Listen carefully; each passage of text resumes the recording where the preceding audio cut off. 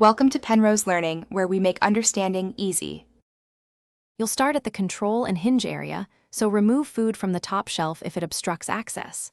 First, confirm the lock type, digital keypad, magnetic latch, or keyed cylinder, because steps differ. Once done, power down the unit for safety and wait 30 seconds. This prevents accidental activation. Make sure you have a small screwdriver and the user manual nearby, because you'll reference model-specific diagrams as you proceed. Now you'll mount the lock hardware. For keyed or magnetic locks, align the strike plate and clamp the housing per the diagram. For digital locks, attach the keypad module and route wires into the control cavity. Tighten screws snugly, don't over-tighten, so parts seat but can be adjusted. After connecting power, enter the default code or turn the key to verify the latch moves. If the latch binds, recheck alignment. Small shifts often fix it.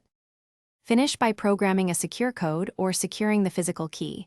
You'll want a 4 to 6 digit code that you can remember but others won't guess. Once programmed, cycle the door open and closed 5 times to confirm consistent lock engagement and keypad response.